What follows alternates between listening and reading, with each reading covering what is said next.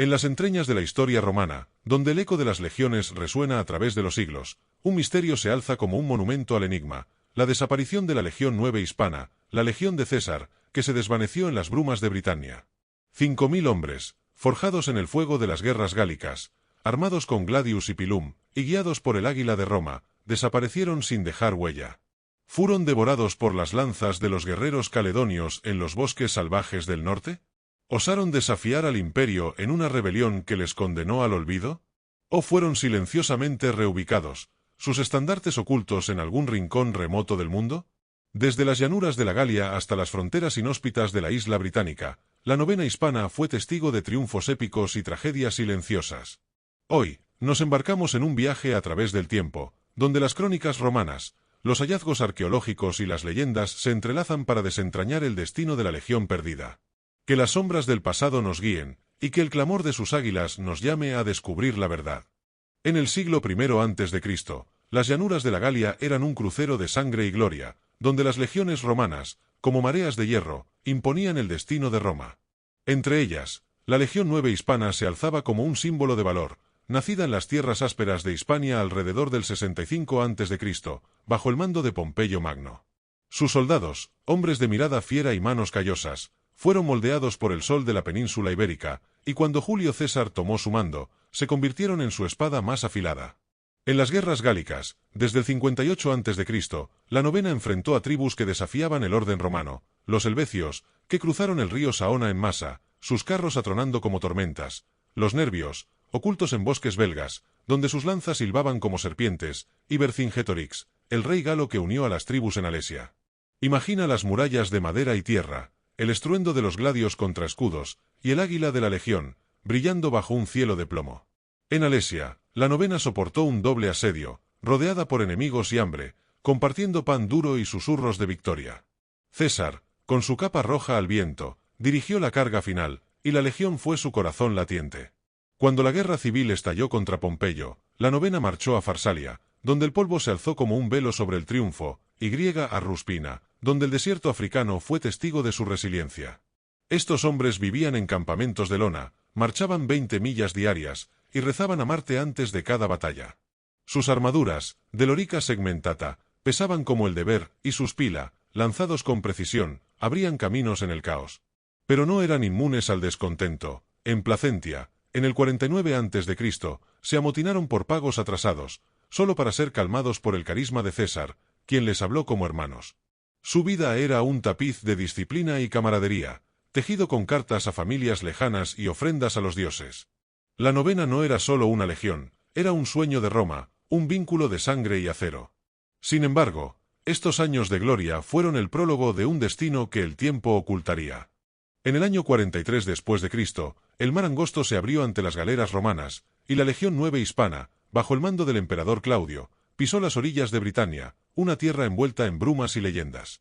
Esta isla, donde los druidas invocaban a dioses antiguos y los guerreros pintados de azul lanzaban gritos de desafío, era un desafío para el orden romano. Las playas de Kent resonaron con el clamor de los cuernos de guerra, mientras la novena, junto a las legiones 2 Augusta y 20 Valeria Victrix, enfrentaba a los catubelaunos, liderados por el rebelde Caratacus. Imagina los pantanos y colinas, donde las sandalias romanas se hundían en el fango y el águila de la legión brillaba como un faro en la tormenta. Pero el verdadero infierno llegó en el 61 después de Cristo, cuando Boudica, reina de los Icenios, se alzó en rebelión, impulsada por la ira contra los abusos romanos.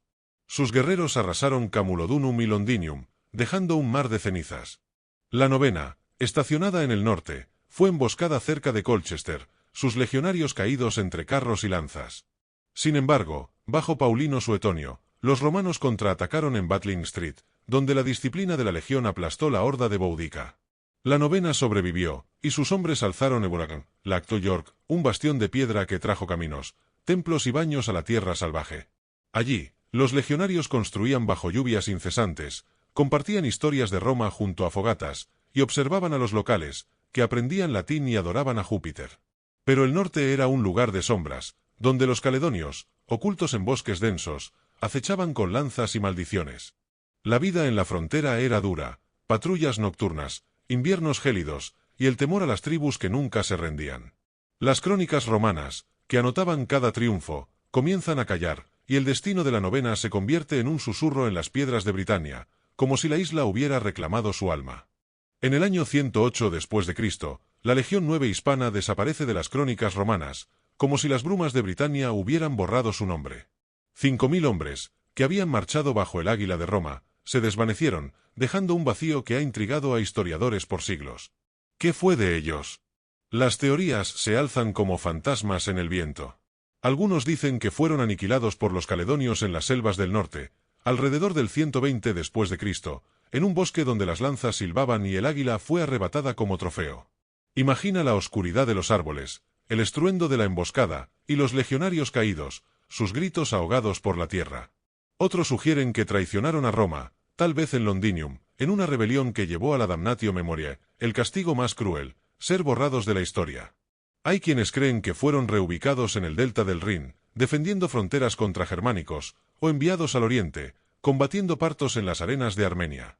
Algunos especulan que sobrevivieron en secreto, sus estandartes ocultos en un rincón del imperio.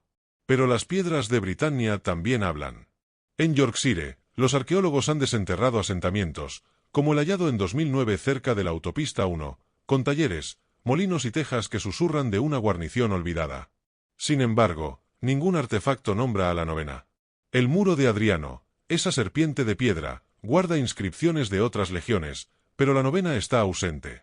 Historiadores como Simon Elliot argumentan que pudo ser disuelta por deshonra, mientras que Lawrence Keppie ve su fin en una reorganización burocrática. Las novelas, como La Legión del Águila de Rosemary Sutcliffe, y películas como Centurión, han tejido leyendas de valor y tragedia, reflejando nuestro anhelo de respuestas. La novena hispana es más que un misterio, es un espejo de la fragilidad romana, donde el orgullo y el castigo se entrelazan. En las ruinas, su eco persiste, desafiándonos a buscar la verdad. La Legión 9 hispana, forjada en el fuego de las guerras de César y perdida en las brumas de Britania, es un testamento del esplendor y la fragilidad del Imperio romano. Ya sea que sus hombres cayeran bajo las lanzas caledonias, fueran castigados por traición, o desvanecieran en el silencio de la historia, su legado vive en las piedras de York y las leyendas que contamos. El águila de Roma, aun en su ausencia, sigue volando en nuestra imaginación. ¿Qué crees tú? ¿Fueron aniquilados en un último acto de valor? ¿O sus estandartes descansan en algún rincón del mundo? Comparta tus teorías en los comentarios, suscríbete para más viajes a través de la historia, y únete a nosotros en la búsqueda de la verdad. Que el espíritu de Roma nos inspire a desentrañar los misterios del pasado.